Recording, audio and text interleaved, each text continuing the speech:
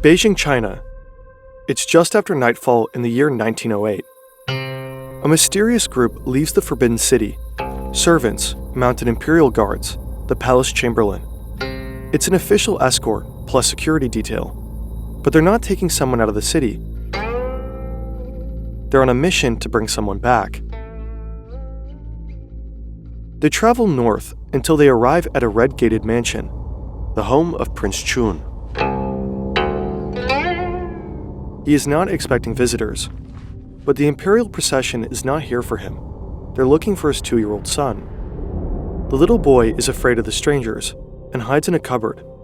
The servants try to pull him out and carry him away, but the boy resists. He screams, he sobs, he scratches and wails. When they finally manage to calm him down, they take him back to the Forbidden City. This little 2-year-old boy was just chosen to rule China.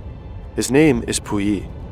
Puyi is going to be the next emperor of the Qing dynasty, and the Chinese people will regard him as a living god.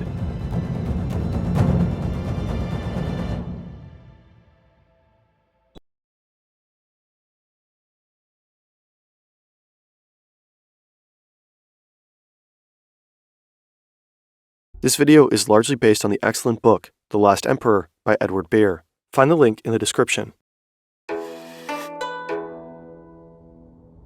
It's Puyi's coronation ceremony, and the boy can't take it anymore.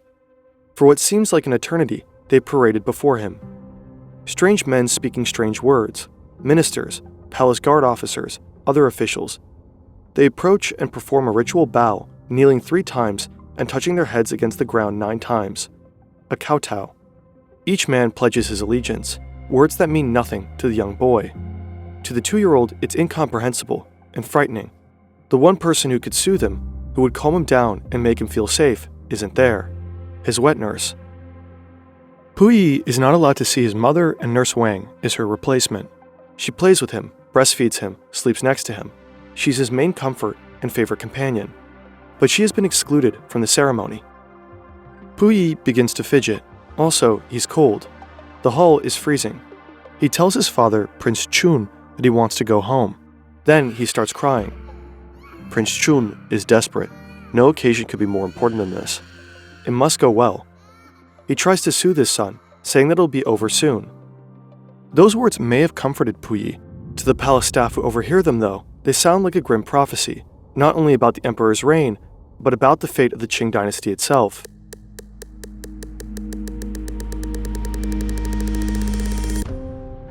The Qing dynasty began in 1644 after a minority ethnic group, the Manchu people, overthrew the majority ethnic group, the Han people. At its peak in 1790, the Qings were the 4th largest dynasty of all time. At the time of Puyi's coronation, China had more citizens than any other country. When the boy took the throne, he became the ruler of nearly 1/3 of the world's population. China has been ruled by dynasties for more than 2,000 years, and the power of the emperor has remained unchanged since then. On paper, it was virtually limitless. The Qing emperor was arguably the most powerful human being on Earth. But actually, China and its dynasty have been in decline for a long time. A series of internal power struggles have weakened the position of the emperor, leading to this one seemingly bizarre moment. But in fact, Puyi was not selected as emperor in spite of his age, but because of it. This is Cixi, also known as the Dragon Lady. As a teenager, she was chosen to be a concubine of the emperor. After his death, she seized control of the empire and effectively ruled China for nearly 50 years as Empress Dowager. To maintain her power, she installed underage boys as puppet emperors. But as the last of them grew older, tensions arose. Now he is very ill. Cixi knows he'll soon be dead. She is willing to do anything to hold on to power. After losing a war against Japan, China was in heavy debt. As a partial payment, Cixi allows foreign forces to claim territory and valuable resources. China is weakened, the population oppressed, and the Forbidden City, a place of intrigue and conspiracy. Cixi is under massive pressure. Her health has been deteriorating. She urgently needs a new puppet. Technically, as long as Puyi is still underage, his father, Prince Chun, will be regent. He himself is loyal to Cixi. He's also incompetent, unlikely to outshine her. Exactly what she needs. After little Puyi has been seized from his home, everything seemed to be working out for her. The day after, as expected, her previous puppet emperor died. He was poisoned. But before Cixi can make her next moves, she too dies, and a 2-year-old sits on the throne. Of course, all of this is lost on Puyi. All he knows is that some important-looking people took him away from his mom, put him in a fancy robe, and are doing all sorts of strange things in front of him now. The reason is that he's no longer considered an ordinary toddler. From now on, to everyone he encounters, he's a living god.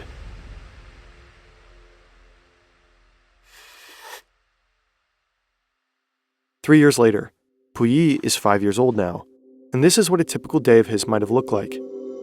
He opens his eyes. He is on a massive kang, the platform bed where he sleeps every night, snuggled against Nurse Wang. Puyi must get dressed. Custom dictates that the clothes he wears must never have been worn before. Yesterday's outfit, his silk tunic, padded waistcoat, sable jacket, and fur-lined coat, has already been disposed of. Of course, he's not going to dress himself. As with everything, the eunuchs will take care of it. They are his servants. If you want to serve in the imperial court of the Qing dynasty, you have to become a eunuch. That means you have to cut off your penis, scrotum, and testicles. It would guarantee that the emperor is the only fertile man in the palace. Therefore, every child that was born here had to be his. Like all male Qing subjects, eunuchs wear a queue. Only a particular kind of eunuch, eunuchs of the imperial presence, were allowed to look at Puyi. All others had to look at the ground or turn away. They had no beards, their heads were bowed, their voices were high, since most had been castrated before puberty. Since tradition dictated a person couldn't reach heaven if they weren't buried whole, the eunuchs carried their removed genitals at all times, in little jars filled with salt water. The emperor is hungry. At a signal, the eunuchs will immediately prepare a huge buffet for him. Now, like every other day, he must pay a visit to the eastern palaces. Here, his other mothers live, 5 women who were either married to or concubines of the 2 previous emperors. To get to the eastern palaces, Puyi must take a walk through the city, again accompanied by the eunuchs. Wherever Puyi goes, dozens of eunuchs accompany him. One walks 30 yards in front, warning people to make way. Then come 2 chief eunuchs, walking on either side of the path.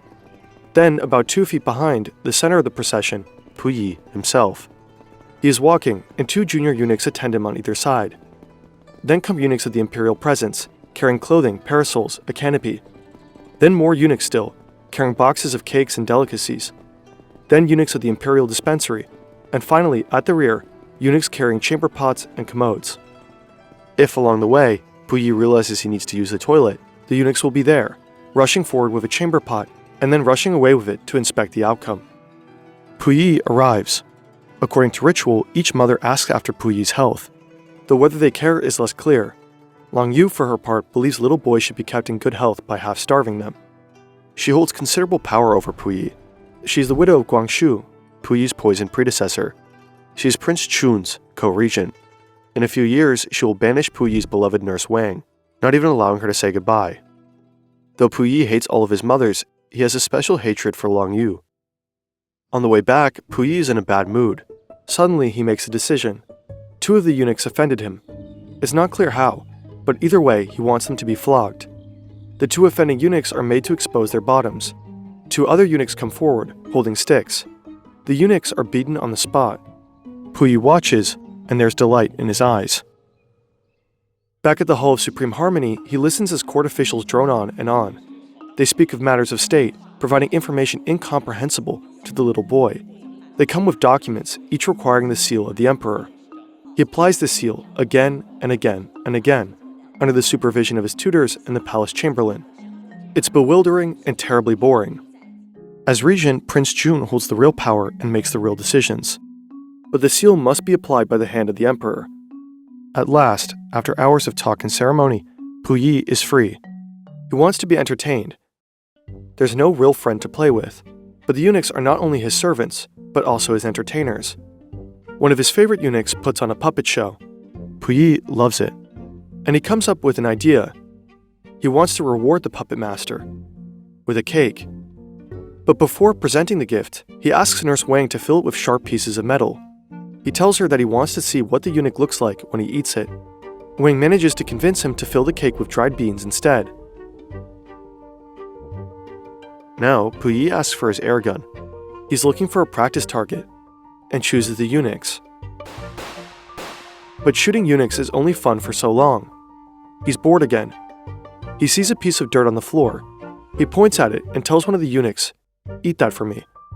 And if a living god asks you to eat dirt, you better kneel down and eat it."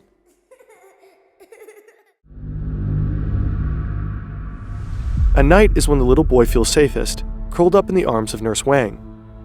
Sometimes he still misses his biological mother, but his memory of her is already hazy. He won't be allowed to see her again until he is 13. Puyi lives an isolated life. He has no idea that beyond the walls of the Forbidden City, the country which he is technically the emperor of, is in turmoil. It's October 1911. In Wuchang, a group of soldiers mutiny, turning against their corrupt generals. This uprising soon spreads all over the country and turns into a full-blown rebellion against the dynasty. The Chinese people are fed up. 4 wars and increasing Western incursions have decreased China's territory, and the majority Han population has been sick of Manchu rule for centuries. The people begin to dream of a more unified republic. Then the imperial army flips, siding with the rebels, leaving the dynasty without military defense. By February 1912, Prince Chun has renounced his position as regent. Empress Dowager Longyu also steps down and agrees to Puyi's abdication. And just like that, the Qing dynasty is no more. China is now a republic. If you guys like this video, please consider subscribing because I only have 31 subscribers now. And it is my dream to get 1,000. So I'm asking you one more time. Can you guys please make that possible for me? And if you want more documentaries like this, please let me know in the comments down below and like. It would help me out so much. Bye guys.